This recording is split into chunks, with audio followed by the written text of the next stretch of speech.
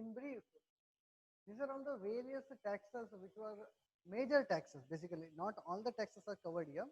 These are the major taxes which were levied by the governments. For example, the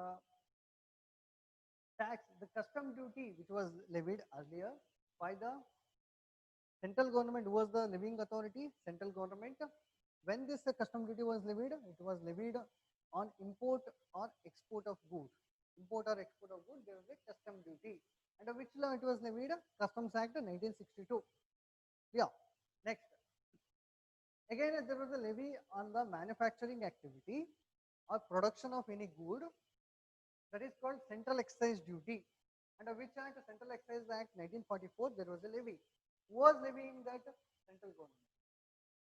Next, there is one more on the sale. What is the taxable event here? Whenever there is a sale happens between the two states, interstate. That is called, whenever there are two states are involved in the sale, that is called interstate sale. Between the two states, that is interstate sale, there was a tax. That tax is called Central Sales Tax, CST. That is the Central Sales Tax was levied under CST Act 1956. Who was collecting authority is state government. ಯಾರಿಗೆ ಬರ್ತಾ ಇತ್ತು? Respective state. ಯಾವ state ಇಂದ origin ಆಗ್ತಾ ಇತ್ತು, ಯಾವ state ಇಂದ goods ಹೋಗ್ತಾ ಇತ್ತು, ಆ ಸ್ಟೇಟಿಗೆ ರೆವಿನ್ಯೂ ಬರ್ತಾ ಇತ್ತು. Next, there was one more tax on the services. On the services, service tax was levied under the Finance Act 1994. What is the taxable event for service tax? Provision of services. Whenever you provide a services, service tax was levied. Who was collecting the service tax? Against central government. Now at the end, even a state government also was getting the revenue out of only good. Whenever there is a sale of a good within a state, state government used to levy VAT on the sale within a state, and that revenue used to go to the respective states. These are the major taxes which were levied and got subsumed under the GST law. Clear? Next. Deficiency we already discussed. Now journey towards GST. Journey towards GST. Now with this tax structure, there was a very difficulty was there even in understanding also, even in controlling also, because central government didn't have any power to control the taxes levied by the state governments, and it was causing a great difficulty to attract the foreign investors. And whenever there is a complication in laws, ease of doing will not be there. Ease of doing business will not be there. If the ease of doing of business will not be there, nobody will come and invest in your place, isn't it? Now there was a need to to make a overall changes in the indirect tax structure, isn't it? Now earlier, for example, sitting in Karnataka, a chartered accountant was not able to sign a VAT audit report of West Bengal. The reason is he was not aware about what is the West Bengal VAT laws. Unless he was thoroughly gone through the West Bengal VAT laws, then only he could have discharged the audit function of the West Bengal VAT Act, under the West Bengal VAT Act. Yeah, but now it was not the case. Now throughout India only one tax is there, that is GST. Again, that is GST has been divided into state GST and central GST. But however, the laws are more or less the same. Around 90% of the laws are same across the country. Even if you are sitting in Karnataka, you can provide the services towards any indirect tax matters throughout India. That is basically a common unique feature. Now, how this journey started, we'll come to that. What are the advantages and what are the changes has been taken place under the GST later. Now, how this journey of GST started? In the year 2000, then the Prime Minister mooted the concept of GST and set up a committee to design a GST. What do you mean by GST basically? For time being, just understand GST means goods and service tax. Earlier, prior to GST, there was a separate laws for goods, separate laws for services. Getting the point? Goods mele state as well as center was levying the taxes. Services mele only center had a power to levy the taxes. There was a differentiation made between a goods and services. So in order to levy a tax, there are certain cases where on a particular transaction, both the center and state used to levy service.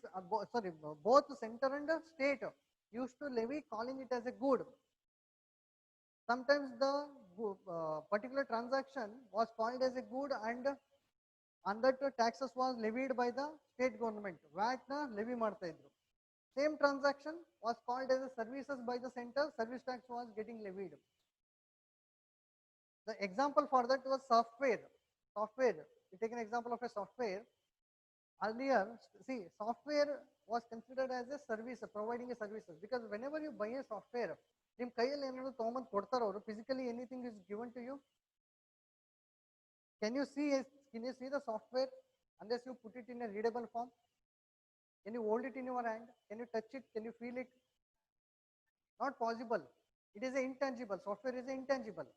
So it was construed as a services by the central government and they used to levy a service tax on that.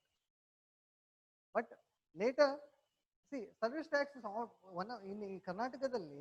Why Karnataka is famous? Karnataka, Bangalore, especially Bangalore, it was termed as a Silicon City.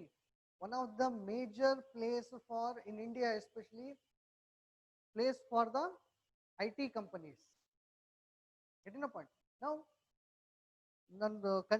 state ಅಲ್ಲಿ major revenue is coming from the IT company itself. That is software manufacturing ಇಂದನೇ ಬರ್ತಾ ಇದೆ. Software technologies, information technology ಇಂದನೇ. If I consider it as a service, I will not have any revenue. Karnataka government will not have any revenue because on the services state didn't have a power to levy taxes. ಯಾರಿಗಿತ್ತು services ಮೇಲೆ only center had. So what the state did? No. This is not a purely service. This is as a component of a good. Getting a point? So this software was treated as a good, and there are cases also which held that no, software is not a service, it is a good.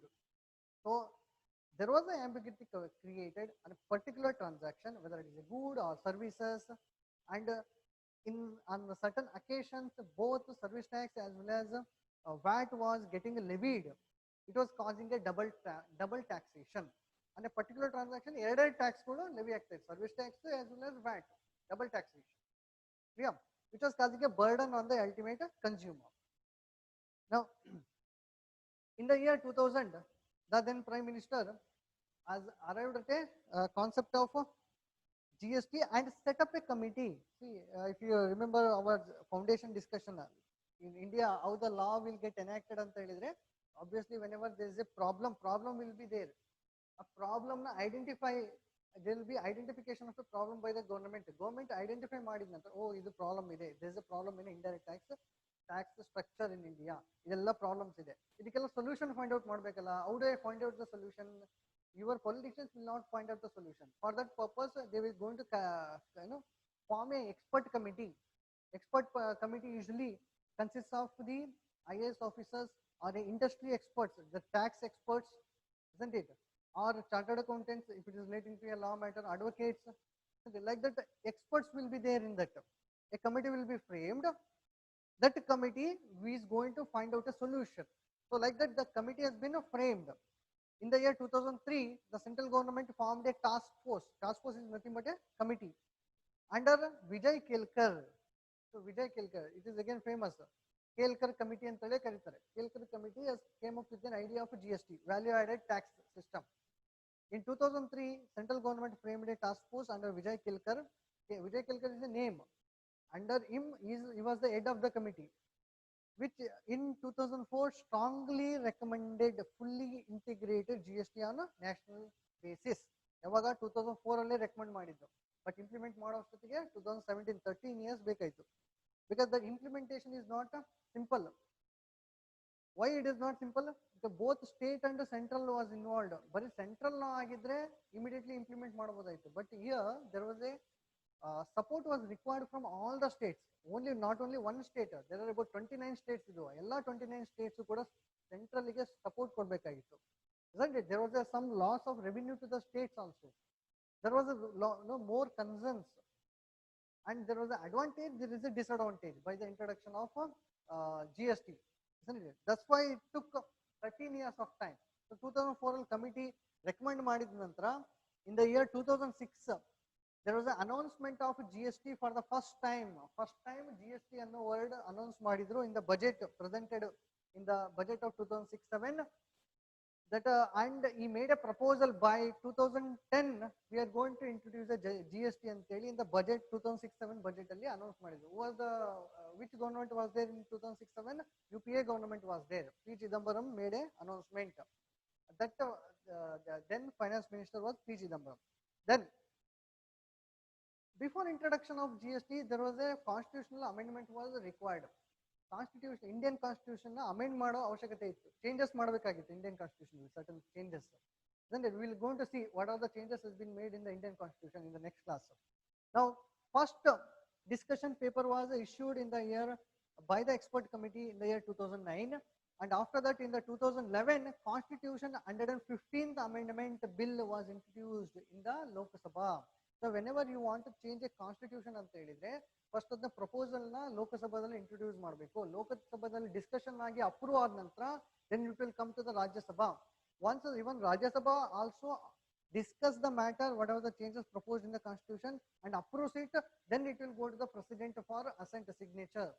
So there is a hierarchy involved for approval. So there was a necessity to amend the constitution in order to introduce the GST. GST law na ತರಬೇಕು ಅನ್ನೋದಕ್ಕೆ there was a necessity to amend the constitution.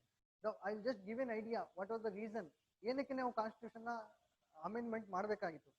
Earlier I just now discussed in the earlier slide, just before the slide, there was a power given to the state government, there was a power given to the central government to levy a taxes on the good as well as on the services, isn't it?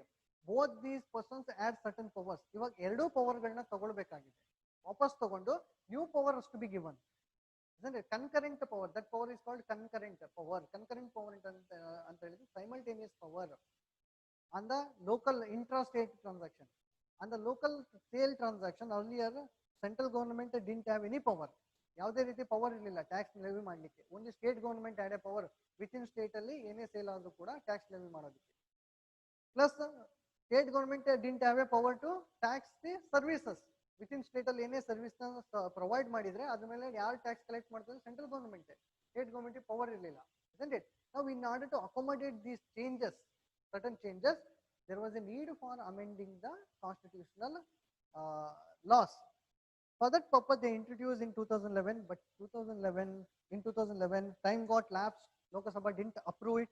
Again new government came in 2014, that is NDA government. Arun Jaitley was the finance minister. He once again introduced the constitutional 122nd amendment bill was introduced in Lok Sabha. In the August 2016 finally it got approved. When it got approved both in Lok Sabha as well as in Rajya Sabha, it got approved in August 2016. Immediately after the approval of the constitutional amendment, GST law was enacted. The GST law, under the GST law, immediately in order to enact the GST law, a committee was formed, GST council anteli karitare. Even today you can see it in the news, GST council meeting, the 56th meeting or 40th meeting ಆಗ್ತಾ ಇದೆ ಅಂತೇಳಿ you would have seen in the newspaper.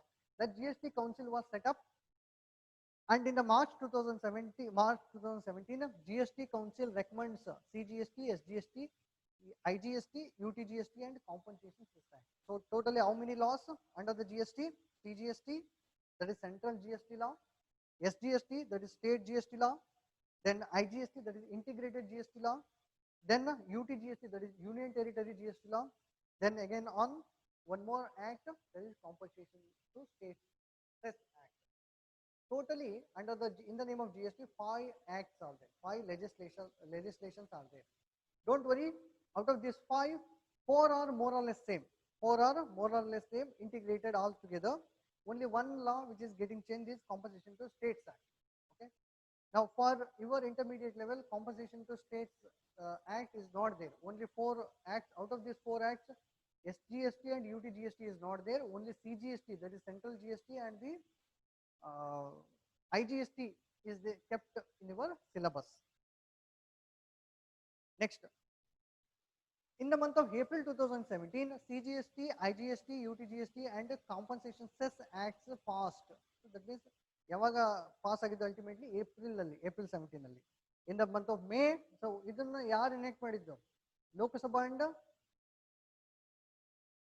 Rajya Sabha have passed these laws. CGST, now if you observe here, SGST mention is not there. SGST mention is not there. Mainly GST Council recommends, sorry, here CGST, IGST, UTGST and compensation cess. SGST Act ಯಾರು enact ಮಾಡಬೇಕು? Respective States. getting the point. Respective states has to enact. ಅವರೆಲ್ಲ ಅದಕ್ಕೆ in 2017 ನಲ್ಲಿ assembly immediately in the mid of the year, in the month of June itself, assembly joint session ಕರೆದ್ಬಿಟ್ಟು or assembly sessions ಗಳನ್ನ ಕರೆದು state governments have adopted the laws, SGST laws, and also they adopted the constitutional changes, because majority of the, there was a requirement under the constitution, whenever there is a constitutional changes, majority of the states in India has to accept it. If they are not accepting the changes, then it is no validity. Yeah, that's the reason immediately after the constitutional changes, they waited in order to enact a law. September 16 ನಲ್ಲಿ August 16 ನಲ್ಲಿ ರಾಜ್ಯಸಭೆಯಲ್ಲಿ pass ಆಯ್ತು. But president sign ಮಾಡೋಕ್ಕಿಂತ ಮೊದಲು those amendments has to be adopted or accepted by the majority of the states. 29 states ಇದೆ ಅಂತ ಹೇಳಿದ್ರೆ minimum 15 state accept ಮಾಡೋ ಅವಶ್ಯಕತೆ ಇದೆ. Next, by 30th June 2017, all states except Jammu and Kashmir passed their respective state GST acts. So need not get confused. State GST law dalli ಏನಿದೆ, same thing is there in the central GST law. ಅಂದ್ರೆ basically central GST law dalli ಏನಿದೆ, state GST law dallu same copy paste. 95% of the law is copy pasted. Getting the point? Next, what is this state GST, central GST? We are going to discuss it later. Don't worry about now. We're going to discuss it later in detail. What is central GST, state GST, integrated GST, union territory GST? We'll give an idea subsequently. Now, all states by 30th June 2017, all states except Jammu and Kashmir passed the state GST. ಅಂದ್ರೆ ಎಲ್ಲಾ state ಕೂಡ accept ಮಾಡಿದ್ರು GST ಲಾನ. But Jammu and Kashmir, it took 8 days. That's it. On 8th July, even Jammu and Kashmir also adopted the GST. With the retrospectively from 1st July, isn't it? So effectively from 1st July, all the states have adopted the GST. Applicability of GST ಕೇಳಿದ್ರೆ, it is applicable to all of India, similar to income tax. There is no exception. There was no exception to Jammu and Kashmir.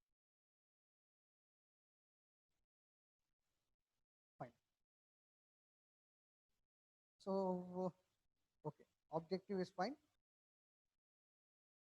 We'll discuss the objective and other details in the next class.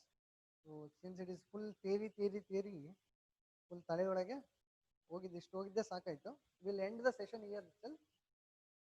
We'll see if possible. Today only I will take the another session. Otherwise, tomorrow may not be able to take the GST class. Saturday I will take the class. Saturday, what you tell me? What time I can take the class Saturday? Yeah, Saturday is Ganesh Chaturthi.